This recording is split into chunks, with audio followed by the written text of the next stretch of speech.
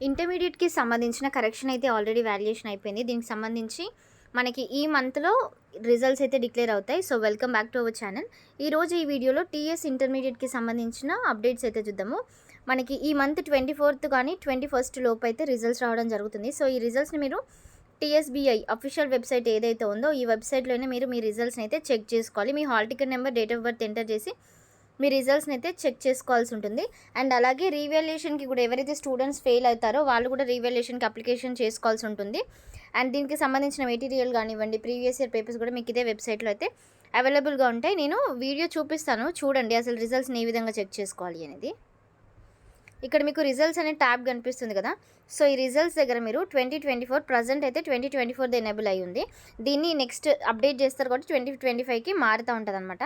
So, first year అయితే first year, general అయితే general, vocational వాళ్ళు అయితే వొకేషనల్, బ్రిడ్జ్ కోర్స్ అయితే బ్రిడ్జ్ కోర్స్ అట్లా ఎంటర్ చేసి మీరు ఐపీఈ అంటే మనకి ఇంటర్మీడియట్ ఎగ్జామినేషన్స్కి సంబంధించి కాబట్టి అది ఎంటర్ చేసి హాల్ టికెట్ నెంబర్ని ఎంటర్ చేస్తే గెట్ మెమో దగ్గర క్లిక్ చేస్తే సరిపోతుంది. ఒకవేళ సెకండ్ ఇయర్ వాళ్ళైతే సెకండ్ ఇయర్ జనరలా, బ్రిడ్జ్ కోర్సా, వొకేషనల్ ఏంటి అనేది సెలెక్ట్ చేసుకొని మీరు ఆ విధంగా గెట్ మెమో దగ్గర క్లిక్ చేస్తే ఫినిష్ అంతే. సో, లింక్ డిస్క్రిప్షన్లో ఇస్తాను. రిజల్ట్స్ డిక్లేర్ అయిపోయాక మీరు డైరెక్ట్గా రిజల్ట్స్ని అయితే చెక్ చేసుకోవచ్చు.